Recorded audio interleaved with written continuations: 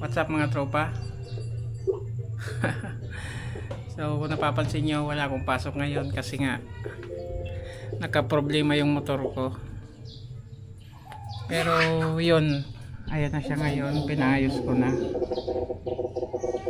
Pwede na siyang ibiyahe ulit kasi may ilaw na, tapos yung push start naayos na din. Ayan. So ngayon habang nag-aantay ako ng oras, bumili na ako ng skim coat kasi sayang naman yung araw ko kung hindi ko gagawin yung nabili ko palang skim coat is yung mumurahin lang kasi para tipid. At ngayon ito na yung nagagawa ko ngayon. Ayan. So nakapagmalsilya na ako dito sa may ano na to, part na to. Ayan. Bali ginawa ko pa lang to ng halos isang oras pa lang siguro. Ayun na yung natatapos natin.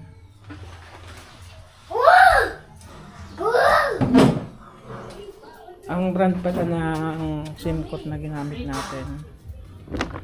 Ayan. So yun. Ayan. Parot. Ayan. Parot mo. Ayan. Yan yung brand na ginamit ko kasi medyo mura nga lang. 300 lang yung isang bag. Okay. Ayan, ito na yung na-applyan natin sa ngayon. Pasensya na kayo, medyo makalat. Okay. So, sa ngayon may hinalo ako doon. I mean, hahaluin pa lang kasi tinubigan ko. Ang paghalo pala nito is tubig lang. Ayan.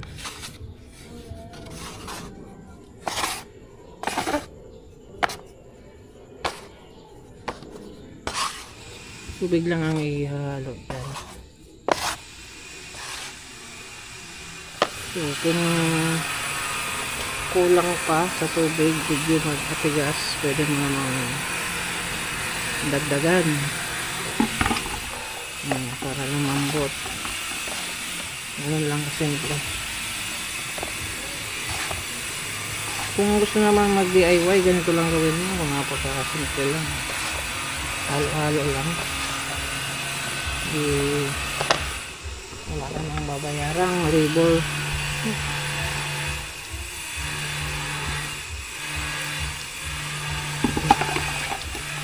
Basta adjust lang ng tubig.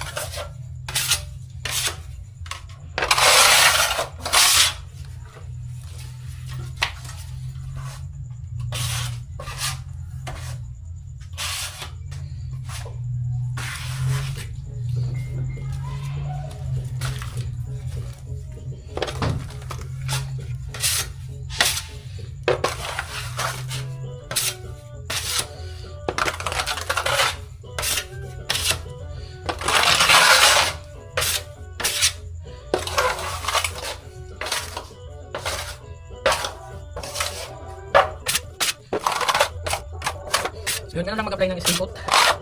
Magandang gamitin ganitong madilang bako kasi maraming laman tsaka mabilis.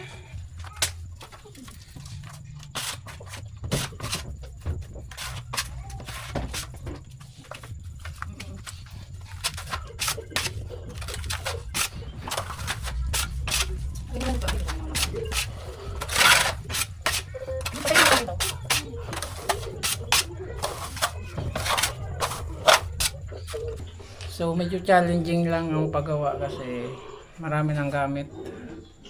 Di katulad nung nung walang gamit kasi mabilis lang kumilos. Ito, grabe, mag-uusog-usog ka pa oh.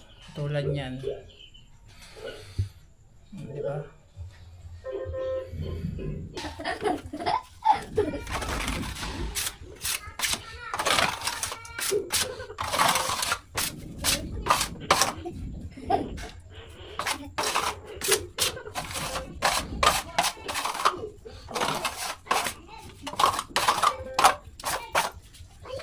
So yun, mamaya ipakita ko sa inyo kung hanggang saan ako matatapos kasi sa ngayon hanggang dito pa lang ako.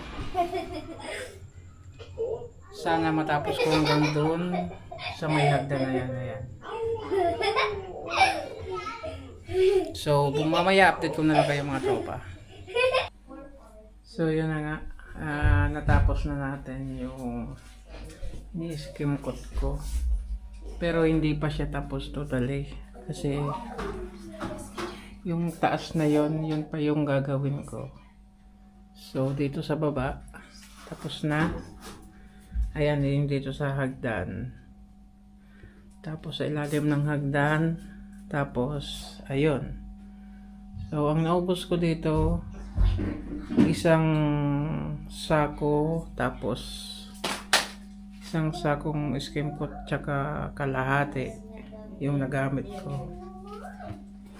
Ayan. So yung na to, masilya na to is 2 patong. Ayan. Napakakinis. Medyo dito natagalan ako kasi nga medyo bako-bako yung ng wall. Katulad niyan, nahabulin ko pa yan kasi nga bukol. So yan, so 2 patong na to pero tingnan nyo naman, makinis na. So ang balance dito sa baba, eto na lang. Ayan, ang taas na yan, tsaka yan. Hindi ko magawa kasi open yung tindahan kanina. So ang oras pala natin mga tropa is 9:56 na. So kakatapos ko lang masilya. So pahinga na tayo kasi may pasok na ako bukas. Ayan. Sa susunod pala, ito naman yung mamasilya natin, itong ceiling. So tingnan nyo naman, itong part na to, namasilyahan ko na to siguro mga June 2025. Ayan. So ngayon lang na sundan. Pero ngayon halos buo na. Sabi ko kanina, yun na lang yung kulang, yung part na yun. Tsaka ito na, susunod na natin to. Ang mahirap lang dito, kapag nagtrabaho ka talaga, kailangan walang gamit. Kasi malaking abala, lalo na yung rep. Napakabigat. Paglipat-lipat. So hanggang dito na lang mga tropa.